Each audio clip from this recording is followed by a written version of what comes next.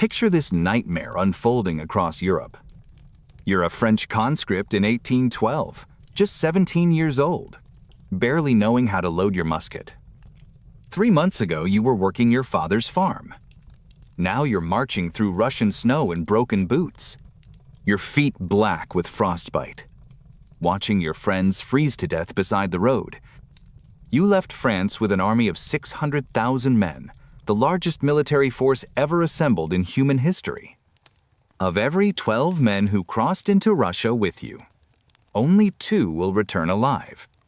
7 will die from typhus, dysentery, or cold. 2 will be captured. 1 will be killed in battle. Your 12-year-old brother marched beside you. He died 3 weeks ago. You don't even remember where. This is not the glorious adventure the recruiters promised. This is the Napoleonic Wars, 20 years of continent-spanning conflict that killed between 2 and 3 million people, redrew every border in Europe, and ended with the man who started it all, exiled to a tiny island, watching his empire burn. Before we dive into the rise and catastrophic fall of history's last great military genius, smash that like button and subscribe to Map-Room Battles for the brutal truths textbooks skip. Comment below what's the greatest military comeback in history. Let's explore together. December 1804. Notre Dame Cathedral in Paris. Napoleon Bonaparte, son of impoverished Corsican nobility, places the crown on his own head, refusing to let the Pope do it. The symbolism is deliberate and unmistakable. I bow to no one. Europe has never seen such a meteoric rise to power. 10 years earlier, he was an obscure artillery captain. Now he's Emperor of the French, master of an army that has conquered half of Europe, architect of a new legal code that will influence law for centuries. But the same ambition that drove his rise will fuel his destruction.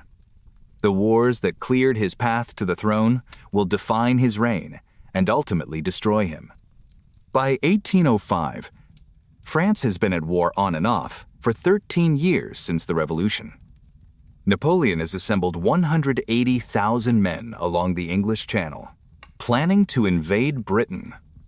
But as long as the Royal Navy rules the seas, invasion is impossible. Britain can't challenge France on land. France can't challenge Britain at sea. The whale and the elephant, neither able to strike the other in its domain. British Prime Minister William Pitt tries to build a European coalition against Napoleon using diplomacy and gold Britain's 2 most effective weapons. He finds willing allies among monarchs who despise Napoleon as a product of the Revolution, a dangerous threat to the existing order of kings and aristocrats. Austria harbors the deepest grievances, having watched French victories steadily erode its influence in Germany and Italy. The final straw comes in May 1805, when Napoleon crowns himself King of Italy in Milan, adding insult to injury. Austria, Russia, Sweden, and Naples join Britain in the Third Coalition. They devise an ambitious plan for joint offensives against France. The main attack, a combined Austro-Russian army advancing across the Rhine into France itself. But Napoleon gets word of their plans through his spy network. He reacts with the speed and decision that will define his military genius. He's determined to strike first, before the Allies can concentrate their forces. He orders his army, now renamed La Grande Armée, to march to the Rhine at maximum speed. His target, the Austrian army of General Mack, which has made a premature advance against Bavaria, a French ally, and is now dangerously isolated from other Allied armies. Napoleon orders Marshal Murat, his famously flamboyant cavalry commander who dresses like a peacock and fights like a lion, to make feint attacks through the Black Forest. Meanwhile, the rest of his army advances at breakneck speed to envelop Mack's army from the north. This is the Grande Armée at its most formidable. Summer 1805. Well-trained soldiers, highly motivated.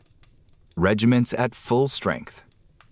Most crucially, Napoleon has reorganized it according to the corps system, an innovation that will be imitated by virtually every army in the world. Each corps, commanded by a marshal, is a mini army of 15,000 to 30,000 soldiers with its own infantry, cavalry, artillery, reconnaissance, engineers, and transport. This revolutionary system means each corps can march and fight independently for a limited time.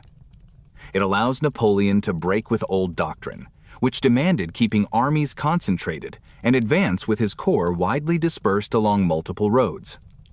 This disguises his real objective and increases movement speed dramatically. When armies march on a single road, they move at the speed of the slowest wagon. When they disperse on multiple roads, each column moves faster and can live off the land, taking supplies from scattered villages rather than relying on slow supply wagons. When the enemy's main force is located, the corps rapidly concentrate for battle. This is how Napoleon's army moves at a speed that consistently surprises and disorients his enemies. Think about modern military parallels. This is combined arms before the term existed. This is maneuver warfare. This is exactly what Blitzkrieg will do 135 years later, dispersed advance. Rapid concentration. Speed as a weapon. The Prussians will copy it.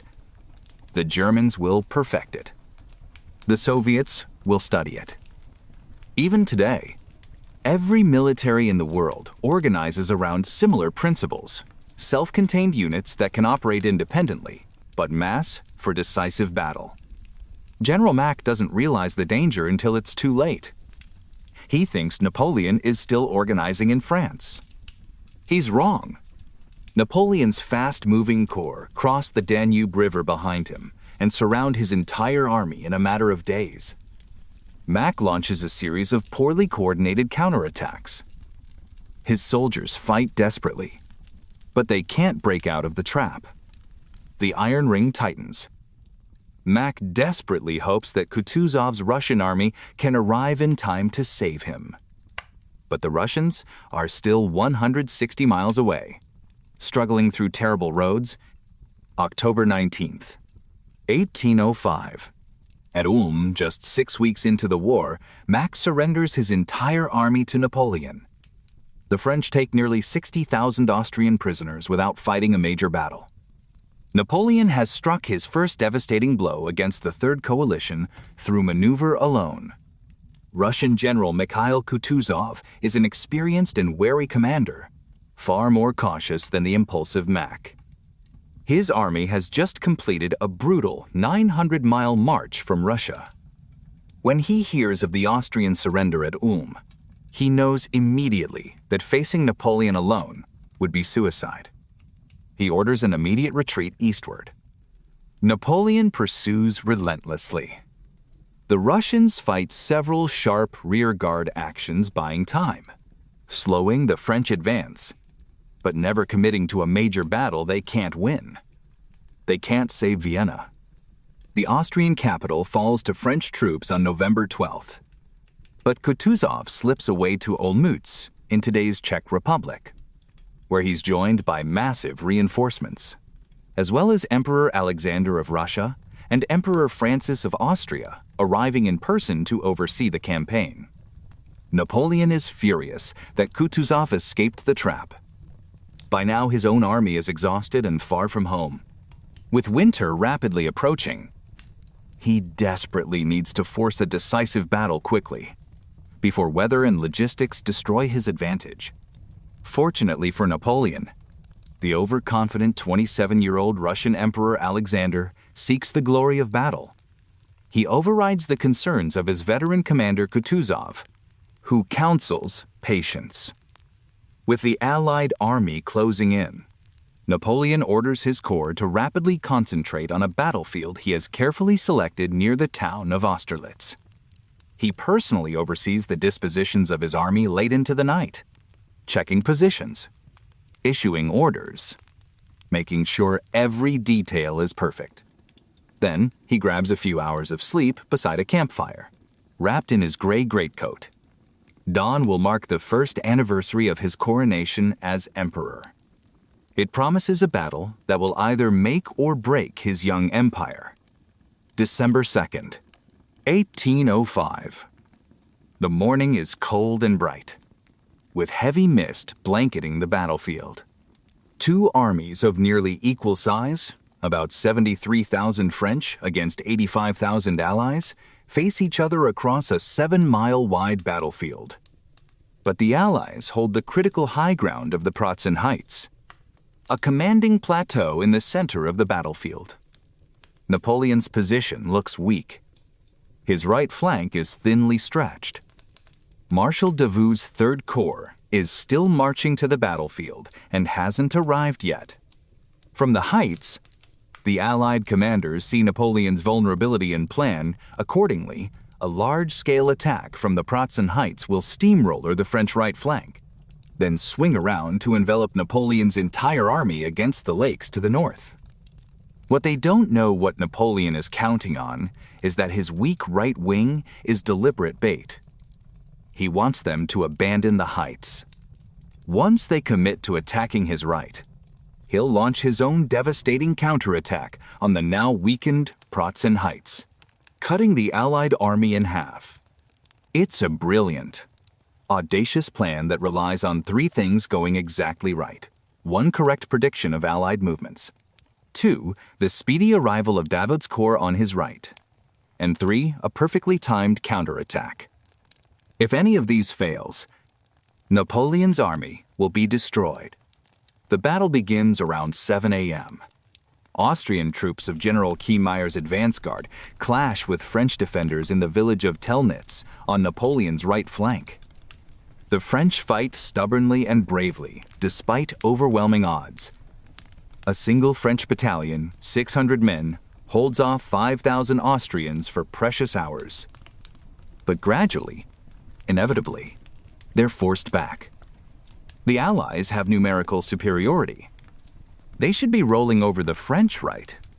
But instead of carrying out their great enveloping attack immediately, they do nothing. The morning mist, combined with late arrival of orders, leads to confusion and delay. It's another hour before the first three Allied columns finally get moving. Soon, fierce fighting erupts around Sokolnitz village and castle. Then, at the critical moment, Marshal Davout's Third Corps arrives. His men have just force-marched 70 miles in 2 days, an almost superhuman feat of endurance. They're exhausted, hungry, half dead on their feet. But they're here, and they immediately move to strengthen the French right wing. Davout's lead infantry brigade appears suddenly through the mist and retakes Telnitz village, before being driven back in turn by Austrian hussars swooping in with sabers flashing. Two more of Davout's brigades reinforce French troops at Sokolnitz. The trap is working perfectly. Around 9 a.m., as the mist begins to clear, Napoleon sees from his command post that the Allies are doing exactly what he hoped, moving off the Pratzen Heights to attack his right. This is the moment. He orders Marshal Soult's Fourth Corps to begin its attack on the now weakened heights. To the alarm of Allied commanders watching from the plateau, two entire French infantry divisions, until now hidden by the morning mist, are suddenly seen advancing straight toward the Allied center. General Kutuzov is forced to hurriedly organize a defense of the heights, using whatever troops are still available from the fourth column. 2 hours of bloody, intense fighting follow. Musket fire is so rapid and furious that both sides soon run low on ammunition. Men turn to the bayonet, the ultimate test of courage and discipline. Steel against steel. By 11 a.m., the French, with their superior training and iron discipline, have secured the Pratzen Heights and driven a deep wedge into the Allied position. Napoleon has just executed one of the greatest tactical maneuvers in military history. To the north, A giant cavalry battle develops thousands of horsemen from both sides, clashing in a swirling melee. A Russian force from General Bagratión's advance guard captures the village of Bozenitz, but is halted by devastating cannon fire from the Santon Hill. A decisive charge by 6 regiments of French heavy cavalry armored cuirassiers on massive war horses finally drives back the Allies. This allows Marshal Lannes's 5th Corps to move forward and seize the villages of Blasowitz and Krug. Now Grand Duke Constantine, commanding the elite Russian Imperial Guard, leads forward this last Allied reserve in a desperate bid to reclaim the Pratzen Heights and save the battle. A battalion of the French 4th Line Regiment is charged down by Russian Guard cavalry in brutal fighting. The regiment loses its precious Eagle standard, one of the most shameful losses a French unit can suffer. Napoleon, who has moved up to the heights to personally direct the battle, immediately sends in his own Imperial Guard cavalry to counter this threat. In this grim melee between the elite horsemen of both armies, the finest cavalry Europe can produce, the French finally prevail through superior discipline and tactics. Napoleon has decisively broken the Allied center. Now to close the trap on the Allied left wing, still locked in heavy fighting around Sokolnitz. Around 2 p.m., Napoleon orders 4 divisions to swing south and cut off their retreat. General Buxhoeven, commanding the Allied left, only now realizes the catastrophic danger he's in. His entire wing is surrounded, attacked from 3 sides. The only escape route is south across frozen ponds. Many Allied troops are forced to flee across the frozen Rausnitz and Sachin ponds, ice cracking beneath their feet. French artillery opens fire, trying to smash the ice with cannonballs and send men plunging into freezing water. About 200 men and dozens of horses drown in the icy water, though not the thousands Napoleon's propaganda will later claim. But the psychological impact is devastating.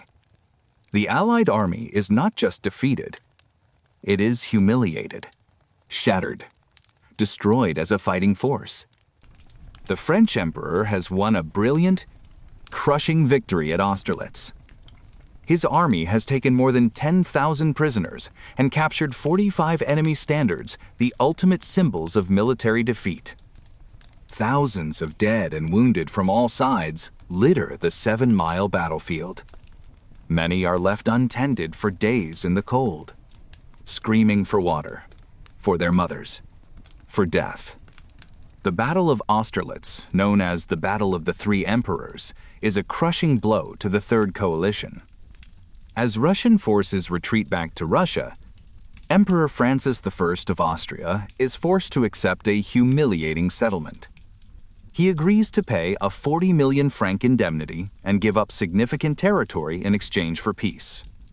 But meanwhile, disastrous news reaches Napoleon from the sea.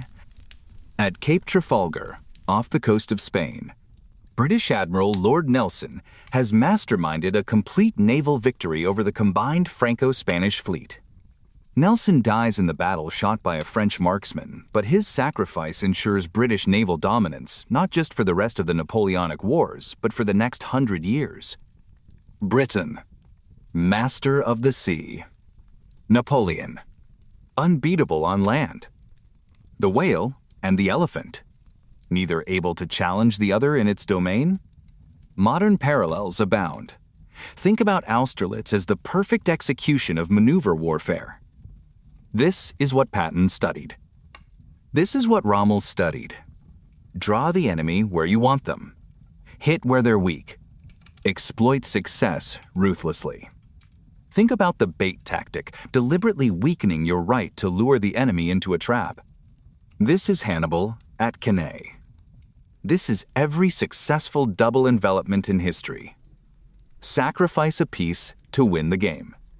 Think about the core system, revolutionizing warfare. This is modular military organization. This is combined arms. This is why modern militaries organize into brigades, divisions, core, self-contained units that can operate independently. Think about the importance of the high ground. Every military manual emphasizes terrain.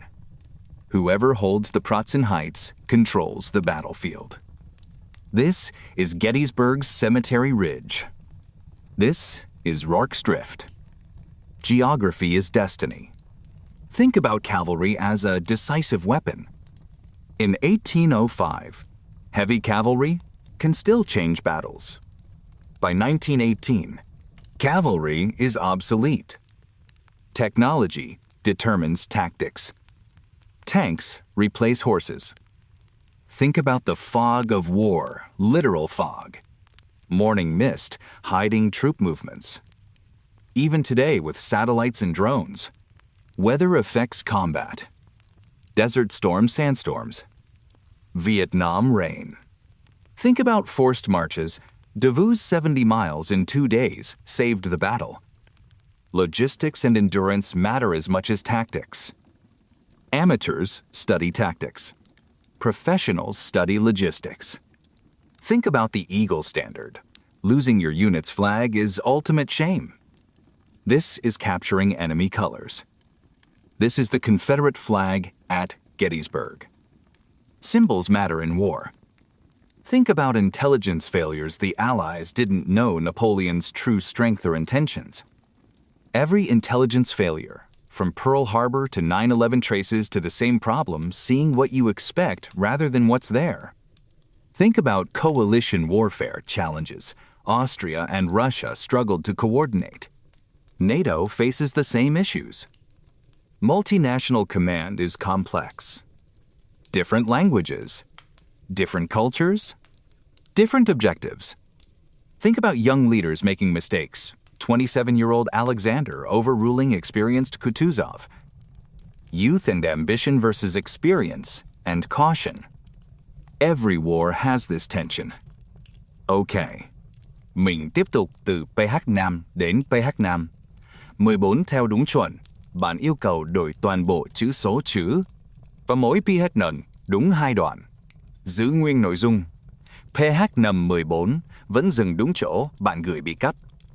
When British Prime Minister William Pitt receives news of Napoleon's victory at Austerlitz, he's supposed to have said, "Roll up that map of Europe." It will not be wanted these 10 years. A month later, Pitt is dead. But his warning that Europe faces another 10 years of war and upheaval proves prophetic. Napoleon now dominates Europe.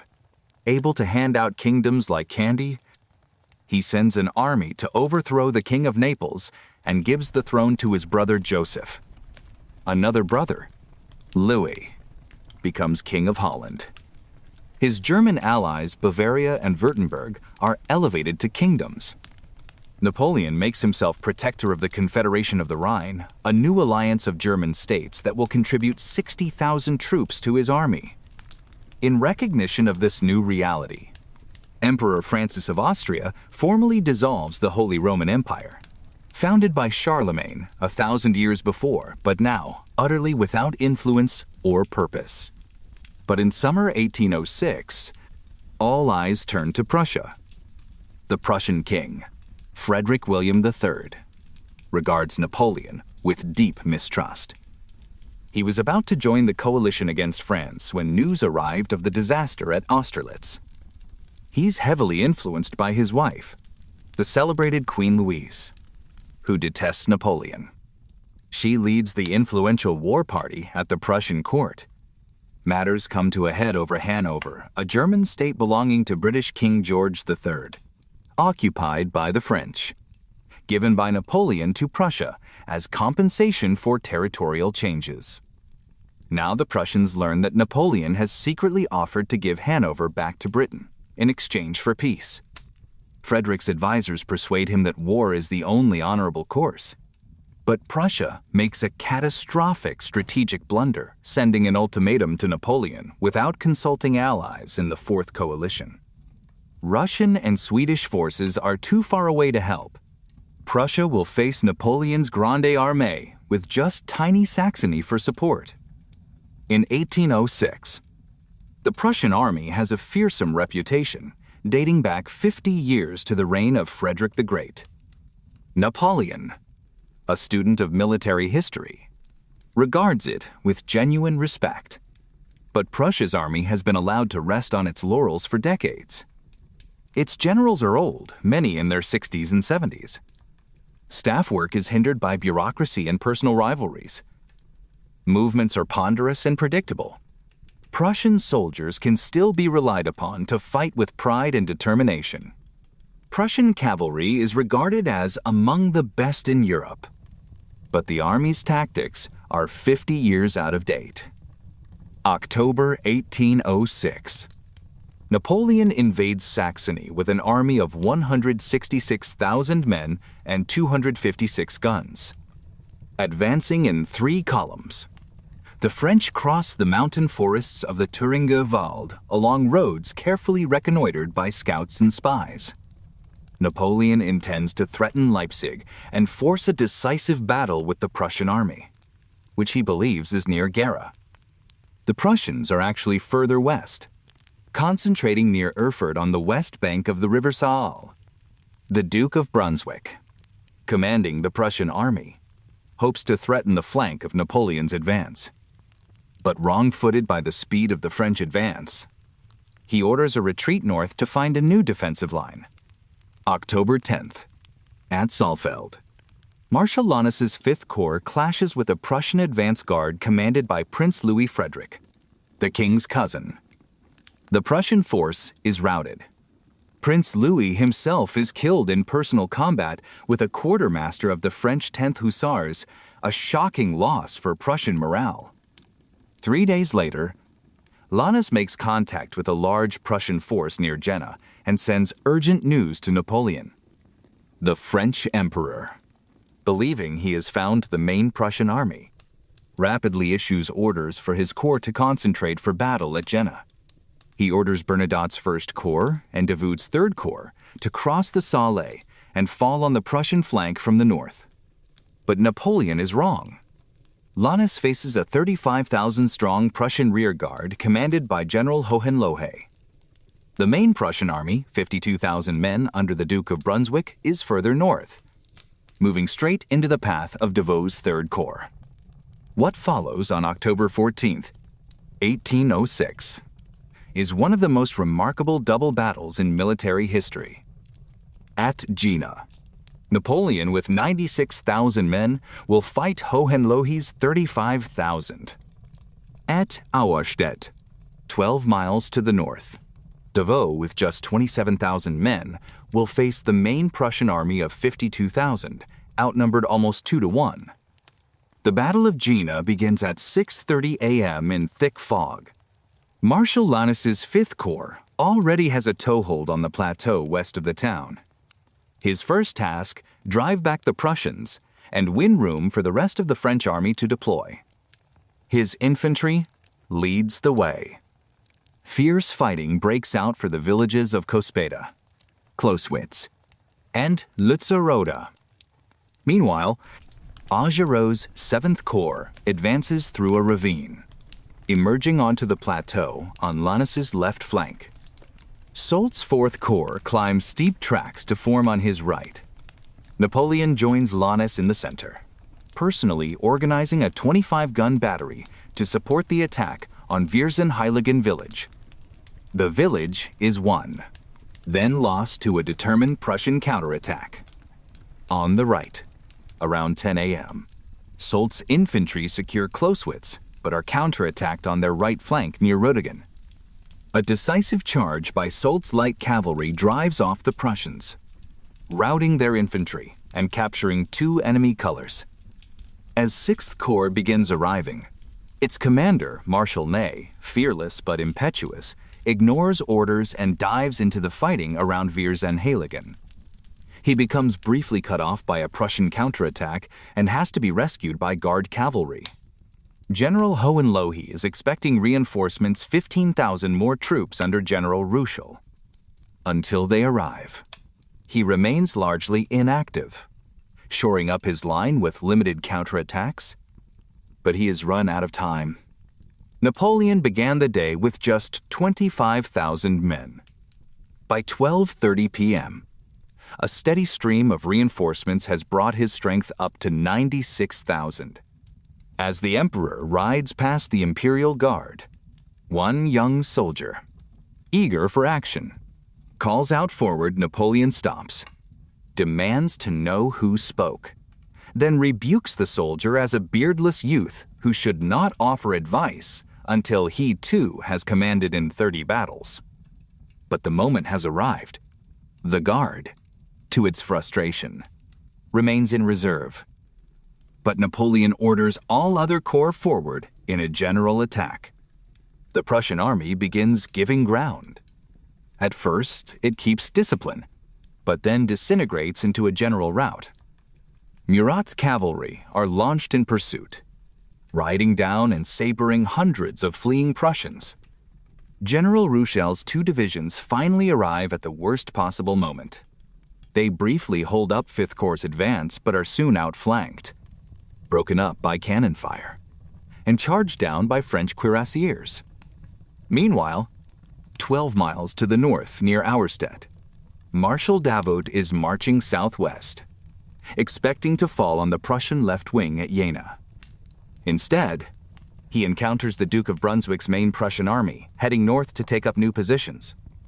Davout's 3rd Corps, 27,000 men and 48 guns, is about to face odds of 2-1. Bernadotte's 1st Corps, which has orders to support Davout, is nowhere to be seen. Davout, nicknamed the Iron Marshal for his toughness and competence, shows no signs of alarm. He forms his 1st Division into a defensive line centered on the village of Hassenhausen. His infantry forms squares to repel a series of cavalry charges by General Blücher's advance, Guard Prussian cavalry circling like wolves, unable to break the disciplined squares bristling with bayonets. His other 2 infantry divisions arrive to strengthen the line, standing firm in the face of repeated Prussian attacks. But Prussian movements are slow and poorly coordinated. They don't use their numerical advantage to outflank Davout. At a crucial moment, the Duke of Brunswick is shot through both eyes, a wound that proves fatal. King Frederick William himself takes command. Several Prussian units remain uncommitted. The king, convinced he faces the main French army under Napoleon, hesitates and dithers. Around 12:15 p.m., Marshal Davout counterattacks. The Prussian army turns and flees. Davout has won a stunning victory against overwhelming odds, but at a terrible price. His corps suffers 25% casualties, 1 man in 4 killed or wounded, while inflicting twice as many losses on the Prussians. When news reaches Napoleon that Davout engaged and defeated the main Prussian army, he reacts first with disbelief. How could 27,000 men defeat 52,000?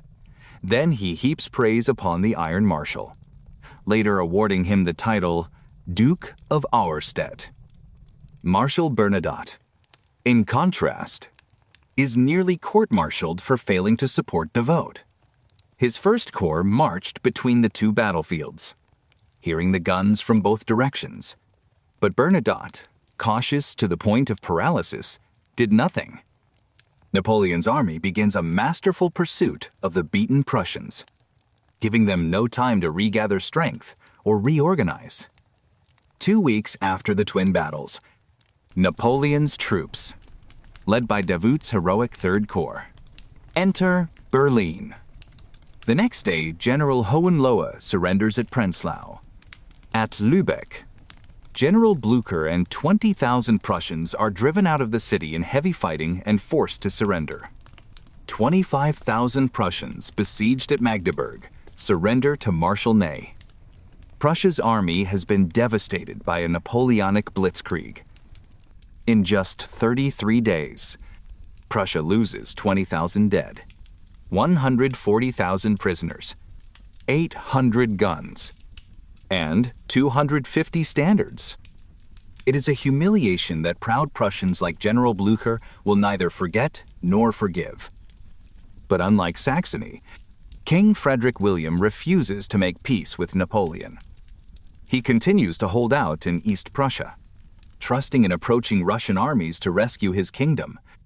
Despite another glorious victory, the war is not won yet. Modern parallels multiply. Think about the core system's flexibility. Napoleon fighting two battles simultaneously 12 miles apart because his corps can operate independently. This is mission command. This is decentralized warfare. Think about Davout's achievement, 27,000 defeating 52,000 through superior training, discipline, and leadership. Quality beats quantity. Israeli Defense Forces. Finnish Winter War. Small professional forces can defeat larger armies. Think about Bernadotte's failure having orders but not executing. This is every subordinate who fails to support. This is why militaries court-martial for cowardice or dereliction. Discipline matters. Think about the speed of the campaign, 33 days to destroy Prussia's army. This is blitzkrieg before the word existed. Speed, shock, pursuit. Don't let defeated enemies regroup. Think about cavalry pursuit riding down fleeing infantry. This is why retreats are deadliest. More die running than fighting. Every rout in history.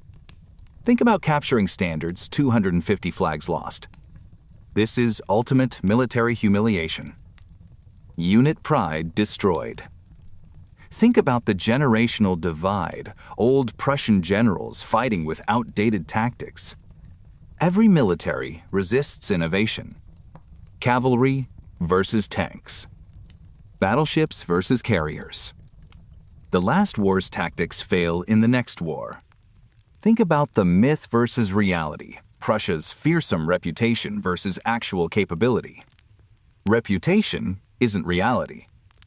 Every unbeatable army eventually loses. Think about intelligence failures. Prussians didn't know Napoleon's positions. Fog of war. Uncertainty. Operating with incomplete information. Think about coalition coordination. Prussia attacked without allies. Lesson: don't fight alone if you can help it. Build coalitions. Think about pursuit importance. Napoleon didn't stop after winning battles. Pursued relentlessly. Destroyed Prussia's ability to resist. Military victory requires political follow-through. Think about the refugee king Frederick William fleeing east. Every leader who loses capital. Afghanistan, 2021. Vietnam, 1975. Losing capital destroys legitimacy. But the war continues. 1 week before Christmas, 1806, Napoleon arrives in Warsaw, then part of Prussia. A year has passed since Austerlitz, 2 months since crushing Prussia at Jena. But Russia still has powerful forces in the field. The most important Russian First Army, commanded by General Bennigsen. Napoleon will not be master of Europe until it is defeated and Russia forced to make peace. But that winter, Napoleon's first attempt to trap Bennigsen near Pultusk gets bogged down in thick Polish mud. The Russians withdraw to Białystok.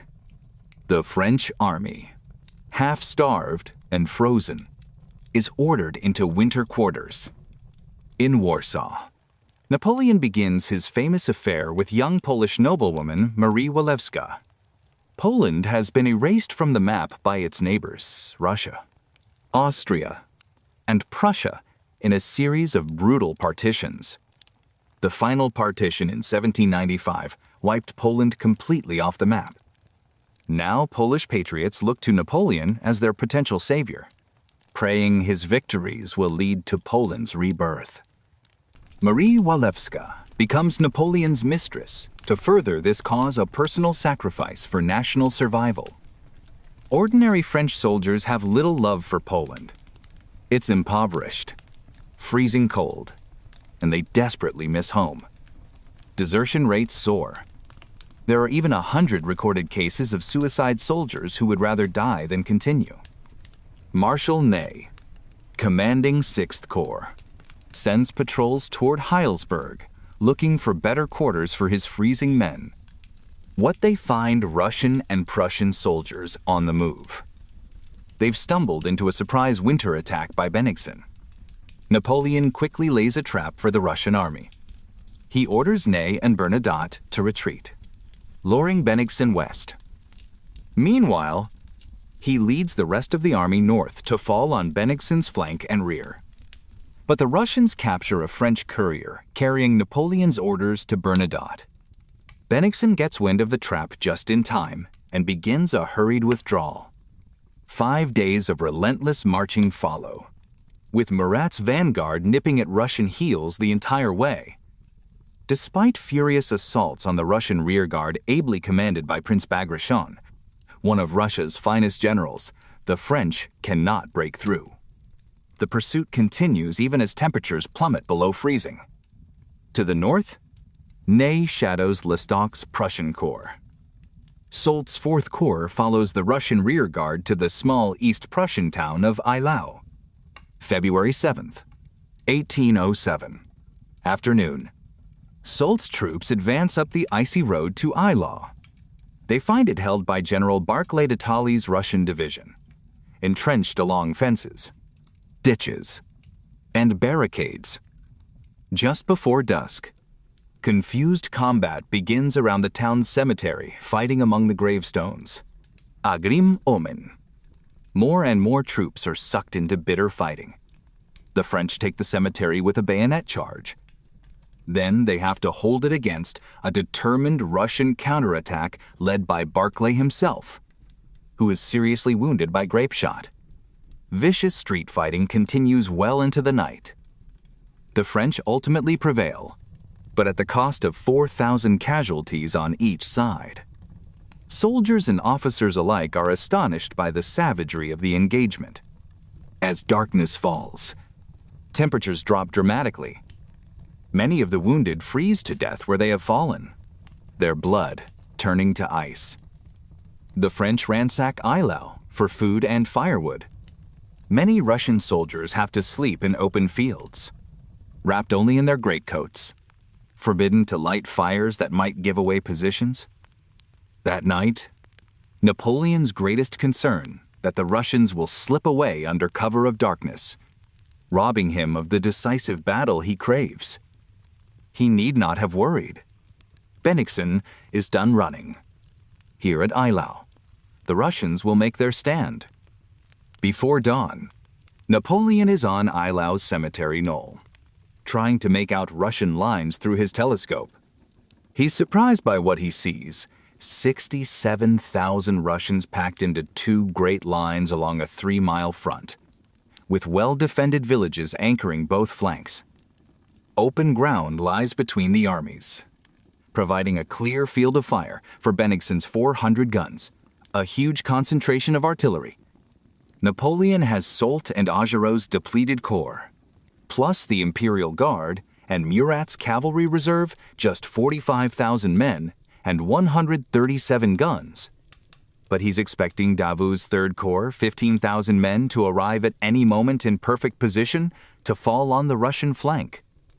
At dawn, as French troops are still getting into position, hundreds of Russian guns open a massive bombardment.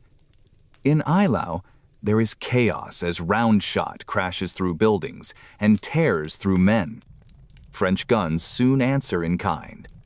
It is the largest combined artillery bombardment the world has yet seen, nearly 540 guns firing simultaneously. It lasts nearly 3 hours. The sound is deafening, apocalyptic. While Bennigsen has quantity, French gun crews are more experienced and better trained. Against the densely packed Russian lines, they can't miss. Meanwhile, Davout's 2 leading divisions arrive on the battlefield, dangerously placed on the Russian left flank. But before they can attack, Prince Golitsyn strikes first with his cavalry brigade. Davout's veterans throw back the horsemen with disciplined musket fire.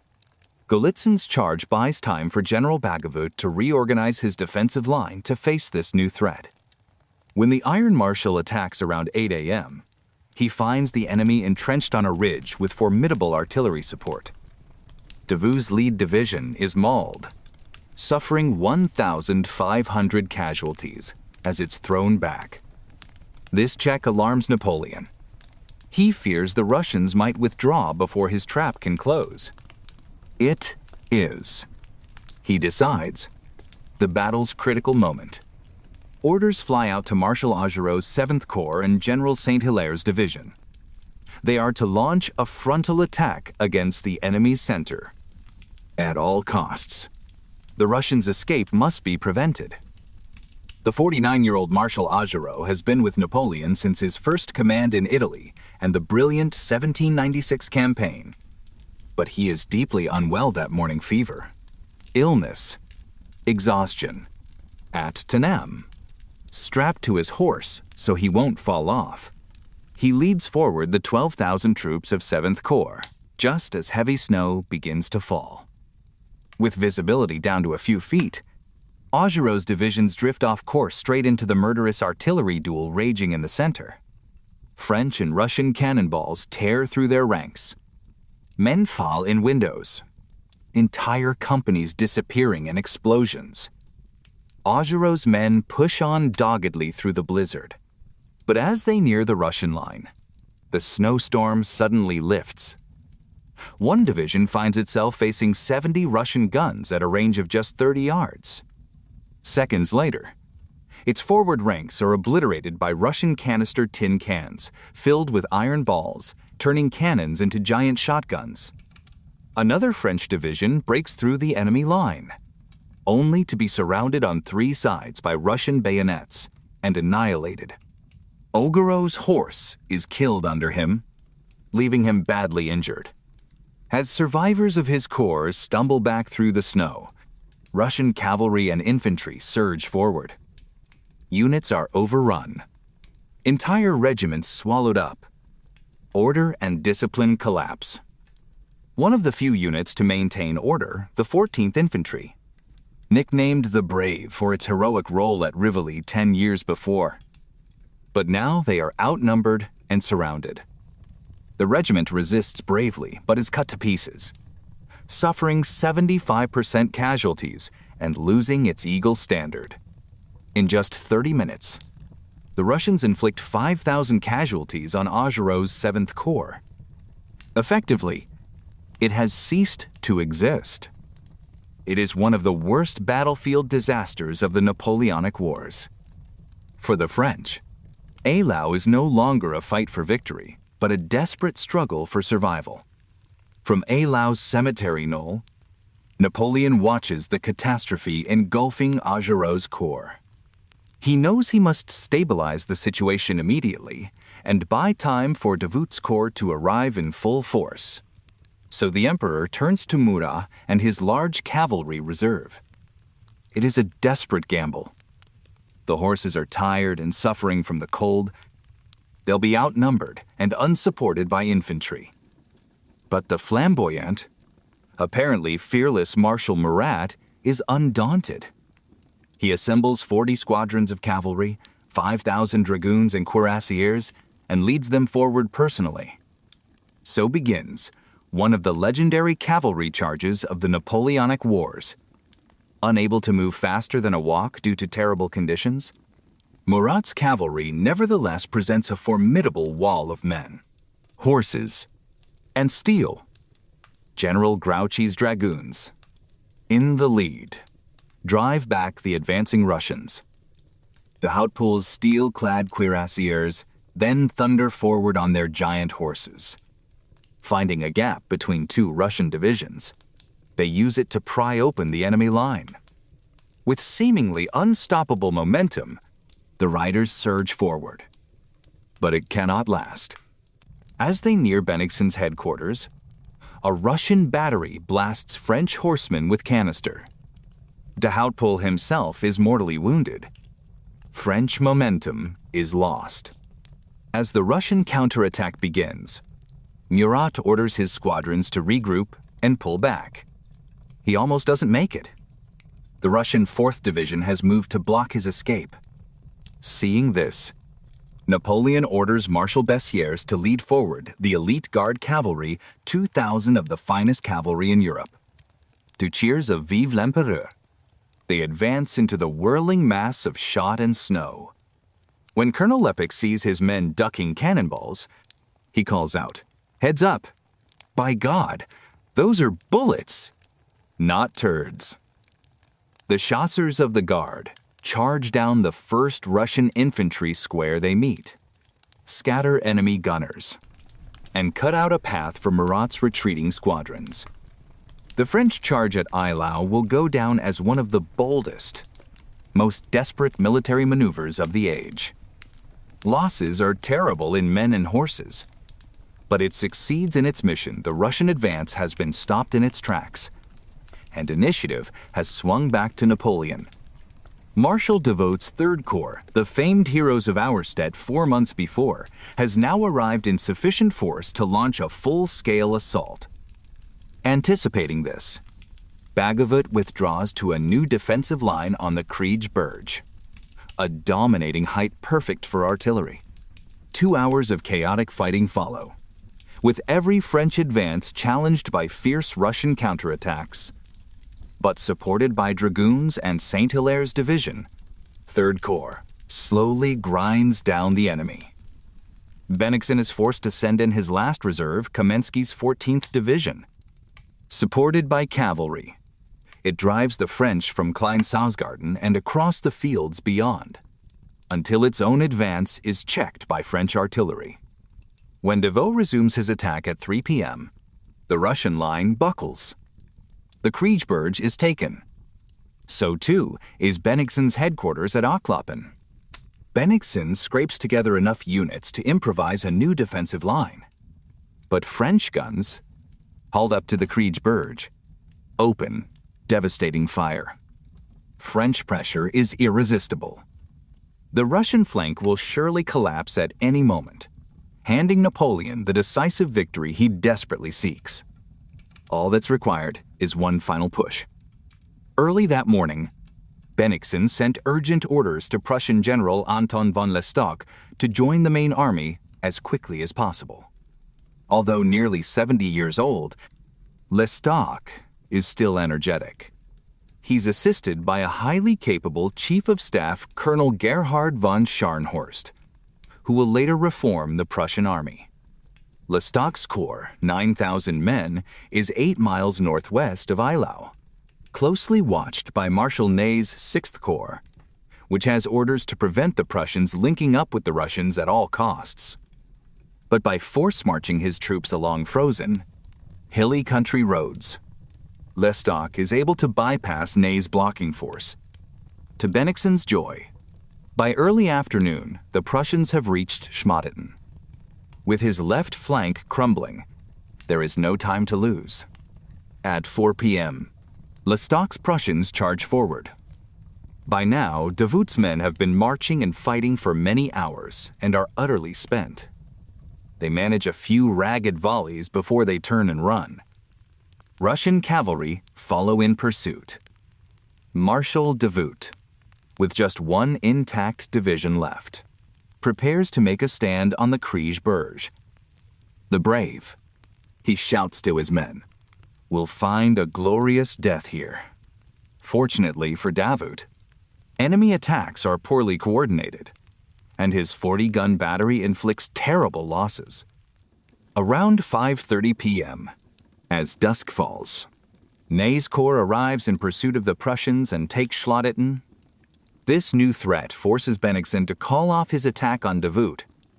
As darkness descends, the day's slaughter finally comes to an end. Since Napoleon crowned himself emperor in 1804, every campaign, every battle he has waged ended in brilliant success. No longer. Bennigsen, learning the true scale of his army's losses and critical shortage of ammunition, withdraws overnight. The French are left holding a frozen, corpse-strewn battlefield, allowing Napoleon to technically claim victory. But in reality, Eylau has been a murderous slaughter without a winner. Marshal Ney, upon seeing the battlefield the next morning, exclaims, "What a massacre, and without result, exact casualty figures are unknown due to chaos, conditions, and scale of loss." But likely the Russians lost 20,000 men killed, wounded, or captured. The French, perhaps as many as 25,000. What is clear, thousands of French veterans, the victors of Ulm, Austerlitz, and Jena met their end on the snowy fields of East Prussia. Napoleon's Grande Armée will go on to achieve many more great victories, including a crushing victory over Bennigsen's Russians at Friedland 4 months later. But after the brutal losses of Eylau, it is never the same. The invincible aura is broken. Modern parallels demand attention. Think about Eylau as the cost of frontal attacks. This is every World War I battle. This is the Somme. This is Verdun. Attacking prepared positions without overwhelming advantage costs blood. Think about the weather as a weapon. The blizzard destroyed Augereau's corps. Every winter campaign, Russia 1812, Finland 1940. Weather kills as effectively as bullets. Think about the cavalry charge as desperation. Murat's charge was magnificent and suicidal. This is the charge of the Light Brigade. This is every cavalry charge against prepared infantry. Courage can't overcome firepower. Think about artillery dominance. Nearly 540 guns firing. This previews World War I. Artillery causes most casualties. The king of battle. Think about the reserve's importance. Napoleon's Guard saved the day. Every military needs reserves. Commit too early. You have nothing left. Hold too long. The battle is lost. Think about logistics of wounded. Thousands froze to death overnight. Modern medevacs save lives. Golden hour. Battlefield medicine matters as much as tactics. Think about coalition warfare, Russians and Prussians coordinating to save Bennigsen. Allies can be force multipliers. Unity of command, crucial. Think about the casualty ratio. Russians lost 20,000. French, 25,000. But Russians claimed victory because French retreated first. Perception matters. Who holds the field?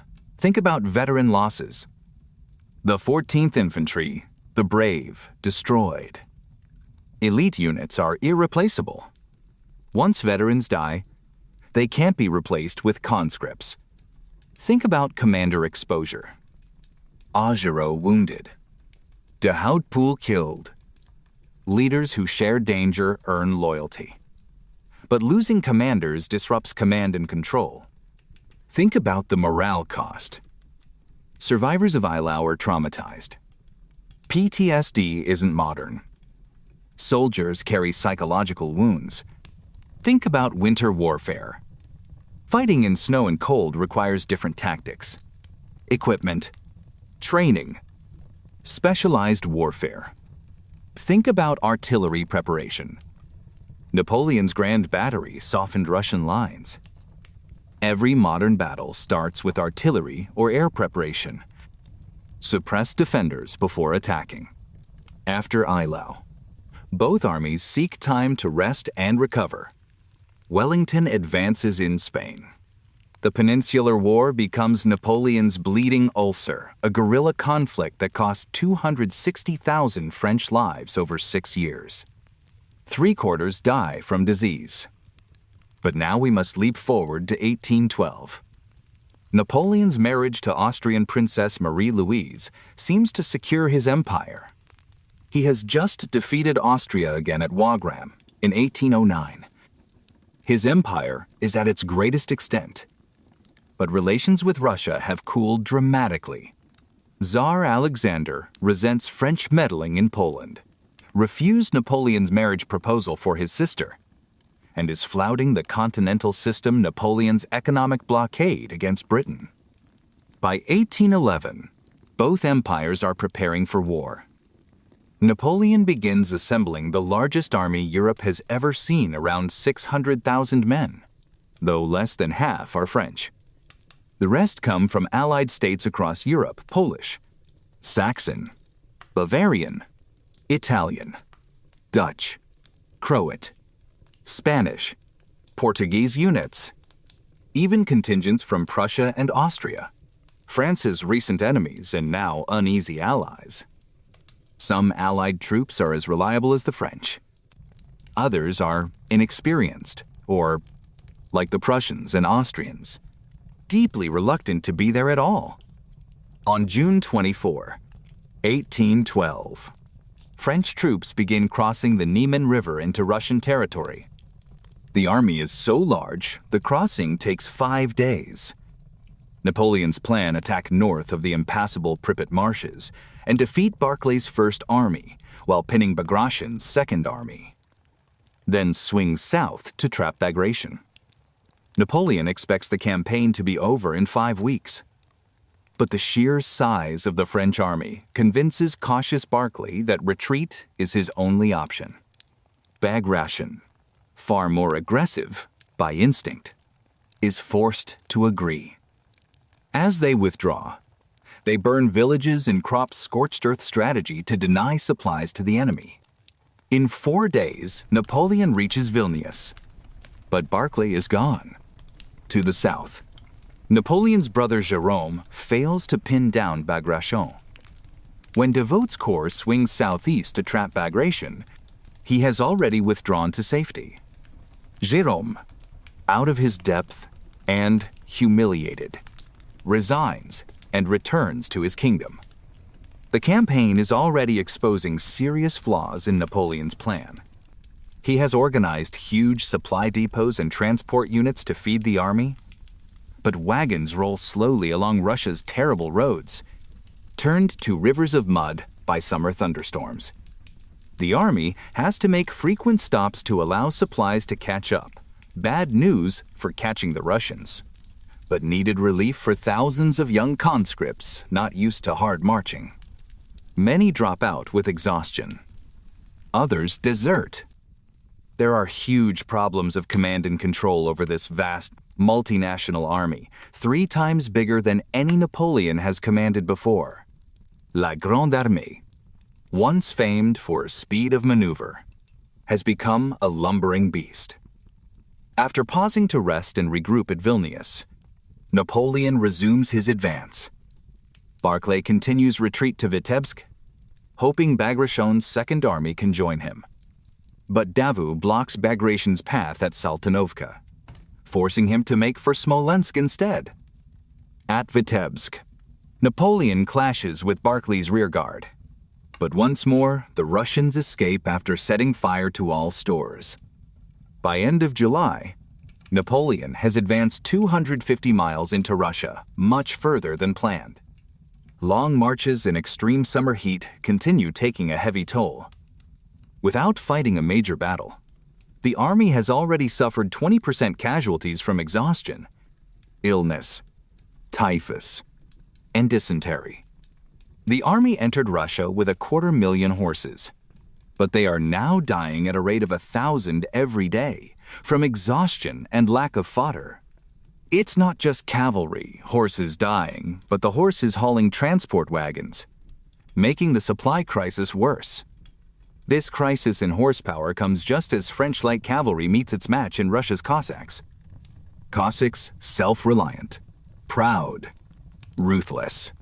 Superb horsemen don't play by the same rules as other European cavalry.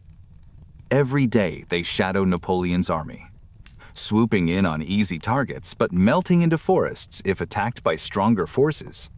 Cossacks and Russian partisans make hit-and-run attacks on French supply lines, forcing Napoleon to divert thousands of troops to guard depots.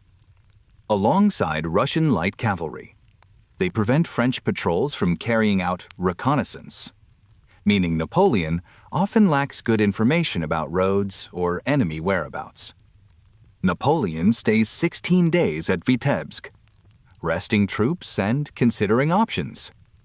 By October, he receives news his flanks are secure. He decides to push on to Smolensk and try to force Russians into decisive battle for the city. Barclay is under pressure from Bagration and Tsar Alexander to give battle morale, and Russia's honor require it. With 1st and 2nd armies finally linking up near Smolensk, Barclay decides to attack Napoleon's army. The offensive is led by General Platov's Cossacks, who surprise a French cavalry division. But alarmed by false reports that Eugene's corps is outflanking him, Barclay calls off the attack. Napoleon, reassured Barclay's offensive poses no real threat, begins a grand outflanking move south to take Smolensk and cut off Russian retreat. The Smolensk maneuver is Napoleon at his best, using Murat's cavalry to screen movements and keep Barclay in the dark. Napoleon reaches the Dnieper on evening of August 13th. His engineers quickly throw up 4 pontoon bridges. By dawn next day, his army is across. But a single Russian division, the 27th, fights a heroic delaying action, buying time for Bagration to reinforce Smolensk garrison. The chance for surprise assault is lost. When the main attack on Smolensk begins 2 days later, Napoleon opts for frontal assault. 150 French guns batter the city as 3 corps attack medieval fortifications. Russians resist bravely, but Barclay, fearing encirclement, orders retreat. With Smolensk in flames, Russians pull out as French fight their way into scenes of utter devastation. The Battle of Smolensk costs both sides around 10,000 casualties and destroys one of Russia's most historic cities, but settles nothing. After the missed chance at Smolensk, Napoleon pauses to consider options. His men are weary and far from home. It's already late in the campaigning season. He considers sitting out winter at Smolensk and resuming campaign in 1813. But he's just 230 miles from Moscow. A century earlier, Peter the Great moved Russia's capital to St. Petersburg. But Moscow remains its historic and spiritual heart, a prize for which Russians must fight. Napoleon, always a gambler, decides to push on. Russians face their own dilemma. Tsar Alexander has rallied the Russian people to defend Holy Mother Russia from the Antichrist. But constant retreats are destroying morale. Alexander decides change is needed. Cautious Barclay keeps his job, but Alexander summons General Mikhail Kutuzov to take overall command. Kutuzov was beaten by Napoleon at Austerlitz 7 years before, but he has since won victories against the Ottoman Empire and is a true Russian, loved by troops. Although Kutuzov agrees with Barclay's strategy of delay, he sees that constant retreats are destroying morale. If Moscow is given up without a battle, the political fallout could be disastrous. So, 70 miles west of Moscow, near village of Borodino, the Russian army prepares to make its stand. Europe is about to witness the bloodiest day's fighting of the Napoleonic Wars. September 7th, 1812. 10 weeks since Napoleon invaded Russia with over 500,000 men. The French emperor wanted quick victory to force Alexander to make peace. But at Vitebsk and Smolensk, outnumbered Russians narrowly escaped. Smolensk was virtually destroyed. Napoleon has advanced deep into Russia. Months of marching have left his army, decimated by disease and exhaustion, now half its original strength. And summer is nearly over. But finally, 70 miles west of Moscow near Borodino village, Russians have turned to offer battle. Napoleon will have his chance for decisive victory. The Russian army, commanded by 67-year-old, one-eyed veteran Kutuzov, occupies a defensive position across 2 main roads from Smolensk to Moscow. Barclay's First Army is on the right, front protected by Kalicha River, steep-banked but shallow and easily forded. Bagratión's Second Army is on the left. More open but reinforced by major earthworks, the Great Redoubt and what French nicknamed the Flèches arrows for their shape. Historians dispute Russian army size, but likely Kutuzov had around 121,000 men and 680 guns. September 5th. Napoleon's army begins arriving from west, around 130,000 men and 585 guns. Napoleon quickly sees the Shevardino Redoubt must be taken before he can deploy, and orders immediate assault. Attack is led by Kompan's 5th Division, supported by Polish 5th Corps. In several hours of heavy fighting, the redoubt changes hands more than once. Late evening, Russians finally withdraw to their main line. Redoubt falls to French. Its capture costs estimated 4,000 French casualties. Russians lose around 6,000. Napoleon notes how few prisoners were taken, worrying sign of enemies' unbroken resolve. Both sides spend next day preparing for battle. Marshal Davout, Napoleon's most able subordinate, appeals to Emperor to use his corps for wide outflanking attack south. But Napoleon dismisses the idea as too risky and instead prepares for massive frontal assault on Russian defenses. Shortly after dawn, September 7th, Orthodox priests parade one of Russia's holiest icons, Our Lady of Smolensk, before the Russian army's stirring sight for devout soldiers, thousands of whom will not see dusk. Battle begins 6 a.m. as French batteries open deafening cannonade against Russian defenses. Eugene's 4th Corps advances on Borodino village, lightly held by Russian Jaegers. After clearing village, his infantry cross Kalacha and advance toward Great Redoubt, but are driven back with heavy losses. Russians burn the bridge, but don't counterattack. Eugene moves cannon into village to put flanking fire on Great Redoubt. In center, Davout's 1st Corps begins advance against Flèches, coming under heavy fire. On right, Polish 5th Corps, ordered to take Utitsa, gets held up in woods and ravines. Kutuzov, at headquarters in Gorki, takes little part, leaving tactical decisions to subordinates.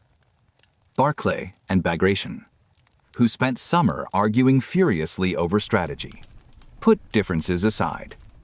Seeing main French attack falling on Russian center and left, Barclay orders Bagavout's 2nd Corps south to reinforce Bagration. Fighting around Flèche intensifies. French capture one earthwork, only to be driven out by Russian counterattack. Davout is injured falling from dying horse but refuses to leave field when Russian cavalry counterattacks. Murat himself leads French cavalry forward. Ney's 3rd Corps join attack on Flèche. Charge by Russian cuirassiers forces Murat to take shelter in square of Württemberg infantry. Murat, with flamboyant dress and reckless courage, has made a name even among Russians. Cossacks see him as kindred spirit, eager to capture him alive. South, Polish troops take Utitsa, which Russians set ablaze before withdrawing. Bagavout's reinforcements arrive just in time to shore up Russian flank. Around 10 a.m., Eugene launches another attack on Great Redoubt. Briefly captured by Moran's division before thrown out by ferocious Russian counterattack, Russian artillery commander General Kutaisov, age 27, is killed leading counterattack, heroic, death, but blow to artillery organization. Fighting continues raging around Flèches. Some count 6 major French assaults involving 45,000 troops, with hundreds of cannon pouring fire into packed ranks. More than once, French infantry fight into Russian positions only to be driven out at bayonet point. Bagration, close to action overseeing Flèche defense, is hit in leg by shell fragments around 10 a.m. Mortally wounded, carried from field. Shaken by loss of iconic commander, exhausted Russian infantry fall back. French finally take flesh. Murat leads forward Friant's division, supported by waves of heavy cavalry. Russian grenadiers form squares to ward off cuirassiers. Their own guard cavalry fight French in giant confused melee with heavy losses both sides. Russians resist doggedly, but combined French artillery, cavalry, and infantry proves irresistible. As Russians pull back, Friant's infantry fight into Semenovskaya village. Russian center is in disarray, seeming close to breaking. Surely now is time for Napoleon to deliver knockout blow. For most of day, Napoleon remains at headquarters near Shevardino.